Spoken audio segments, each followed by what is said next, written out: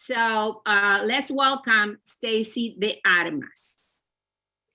Thank you so much. Hola, hermana. Hola. Hola, hola, ¿cómo estás? From Bien. California, right?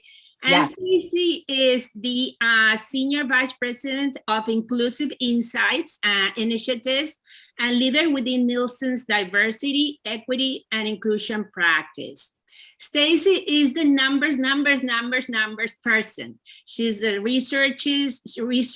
She is a, does a knowledge in and information of consumer behavior. And I know you have made fantastic reports about Latinas, which we always use for our organization. So we welcome you. We are very, very grateful that you're here. And now I'll just let you, do your thing. Great. Thank you so much. Hola, hermanas. Susana, Latinas in Business. Thank you so much. Gracias por la oportunidad. I'm happy, thrilled to be here to speak with you today from the outskirts of Los Angeles, but Los Angeles nonetheless. I come to you today as the daughter of two small business owners and the sister of another two. My mom, like many of you, I think, started her business for her own personal reasons. She was sort of tired of working for someone else and wanting a little bit more. And so she finally left her corporate career 15 or so years ago and built her own business entirely from scratch, like many of you. She is a solopreneur, and I admire her not just because she's an amazing mother, but her grit and tenacity at starting something like this a little bit later in life with both of her kids out and deciding to do this really significant career and life switch, much later in life. My dad, for as long as I can remember, has had side companies. That sort of feels like it's very Latino by nature, always innovating. But it wasn't really until about 25 years ago, with an investment from my grandfather, that he finally had the resources to really fund this dream. And at the time, access to capital was more difficult, in particular for Latino businesses. So that's how he funded his dream and his company. And also a solopreneur, he runs a projection equipment rental company that he self-maintains all of that equipment right in my parents' home, much to my mom's dismay. But he rents that equipment to movie studios and companies all over the world. So you can imagine that company's been significantly impacted as well. My cuñada, wanting more flexibility with her schedule for her kids, started her own business a few years ago. The same story, right? With grit and passion and plenty of mishaps. She is now a successful solopreneur as well. And I'm sure many of you have stories that are entirely similar, right? And the data tells us that the main reason that Latinas start their business isn't to become rich. It is to serve our communities, a purpose that we know needs attending to have the flexibility for our families and ownership of the direction of our lives. That data is pronounced. We've seen it everywhere. So we know the purpose and the reason why Latinas in particular start our businesses. And the truth is, as you've heard today, and all the data shows, that prior to the pandemic, Latinas were at the very top of new business development, exponential growth, and well documented, in particular for Latina business owners. But we also have to be really fair about this, right? While our businesses are really strong, we wouldn't be being honest with ourselves if we didn't also recognize that they have also been at times fragile. And we saw this in the exponential growth of our businesses pre-pandemic. And what I mean by fragile, I want to clarify it.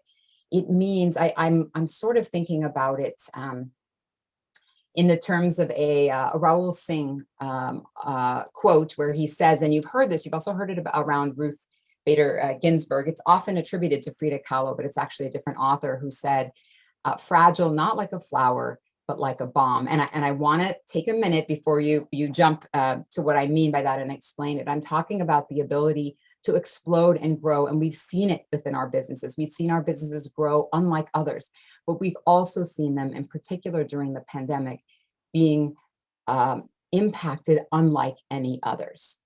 And so because we know this is the case and there is some fragility around our businesses, We also know that we need resources and policy that creates equity for our businesses so that we have stability that is afforded to all other businesses. We know there is an equity there, and we've heard a lot about that today.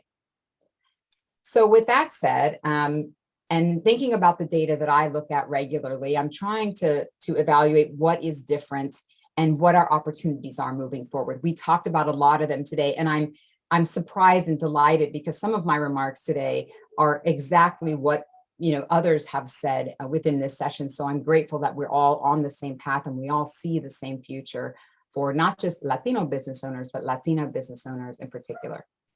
So let me tell you about a Latina I admire, who I think is going to make a big difference for us as we navigate this path forward.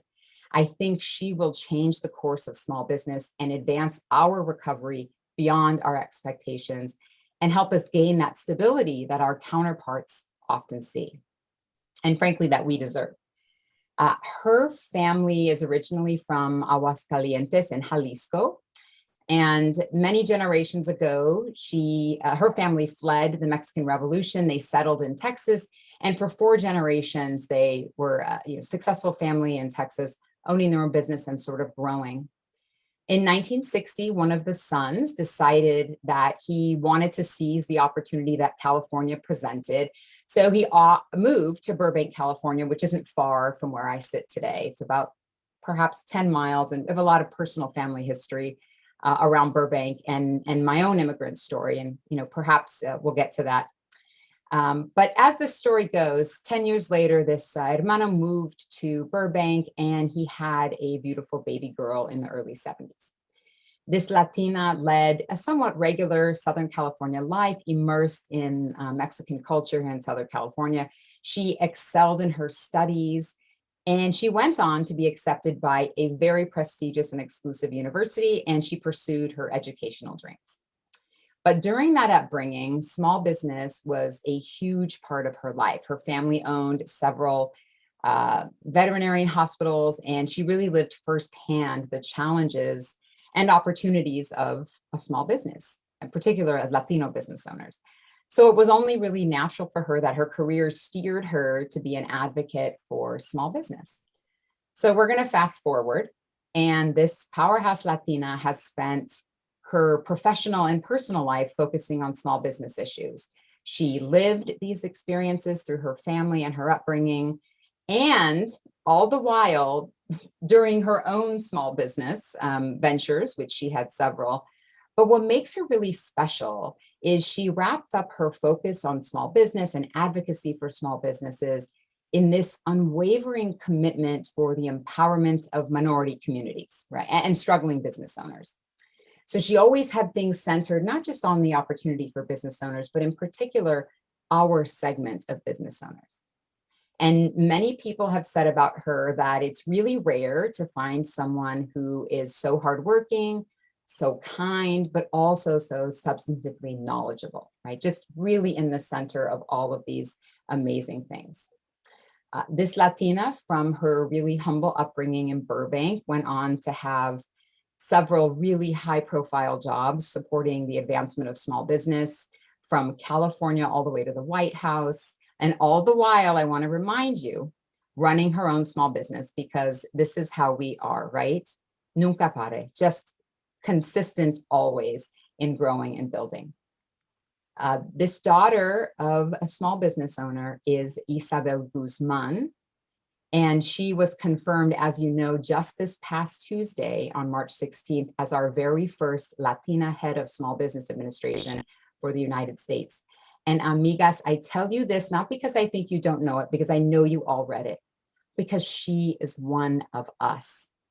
And we know COVID-19 has hit Latino small businesses particularly hard, including not being able to access PPP funding at a similar rate to other business owners. And we know many solopreneurs and family-owned businesses are feeling the impact of COVID more directly because it hit our community more specifically. We know that it's been well reported on, and we've discussed it today. But know this from the support you've heard just today from the hermanas on this call, that you are not alone. There are tools, funding, mentorship available to help you succeed through this crisis. And we heard about the most significant of which are the Google tools. Google has put together a remarkable suite of services to help our businesses, all businesses, but ours in particular. And let's be honest, in the past, these have not been easily accessible. We know this, but they are here. And just like we have grown to have grit and perseverance, we must also exercise that in this space. We have to overturn every stone and seek every opportunity unwaveringly. And it's just not the time to let down our guard or fall back on the dismay we've had in the past several months of not having access, things not working, not being able to to get the PPP that we know we deserve in our business needs, and giving up. It is not the time. This is the time to rally. It is our strongest push forward. And now is the time together. And I know, as I hope you do, that Ms. Guzman has our back. I strongly believe this. If you haven't read or learned about her, please do. She is our hermana in this journey, I assure you. Today, you've heard about many of the resources. We have talked about social media tools, digital tools, business accelerator programs, and frankly, the power of our comunidad through networking and business support groups, just like this one where you're at today. And the fact is, Latina business owners still, after the brunt of this pandemic, represent the fastest growing sector in Hispanic business today. And I firmly believe that Latino small businesses and entrepreneurs have the potential to turn the US economy around. And I want to repeat that. We've heard today how significantly we've been impacted. We've heard how much our businesses are hurting, and in fact, more than others. Yet I still believe, and I think I know Ms. Guzman does too, that Latino businesses, in particular led by Latinas in the space, have the potential to turn the US economy around. And I say that with a period at the end of it and no caveats. We will lead the US out of recession, and I know it. And this isn't just for the giants among us, and there are many. There are Latina entrepreneurs that are creating big businesses. But the truth is the majority, as we heard in the session prior, are concentrated in the micropreneur sector, smaller businesses. And so while we may not all be the largest, it's important that we understand our place and that we are the foundation. So I like to think of it this way. Our economy and collective success is sort of like a building. And it is those at the foundation that bear the weight for the growth and the eventual height of this building. They all need us, and they all know it. And the data shows that when our businesses are nurtured, we grow exponentially. And if you sit back and really think about it, think of all the resources we've talked about today and all the resources we know are available. We now know that it's, as we heard from the last session, access to capital is unlike it's ever been for our businesses. Can you imagine the economic effects of Latina entrepreneurship if they were nurtured and supported by government and private equity the same way other businesses are? Imagine the financial outcomes and the success rates we would experience as a community. Imagine the success of the economy. And now is the time, really, as a result of COVID, we've been impacted immensely, but it's also brought forward the bloom of all of these opportunities and an additional spotlight on what our community needs. That's why there's increase in access to capital now. That's why there are more efforts and digital resources to bring our community to where we need to be with e-commerce so we can really maximize.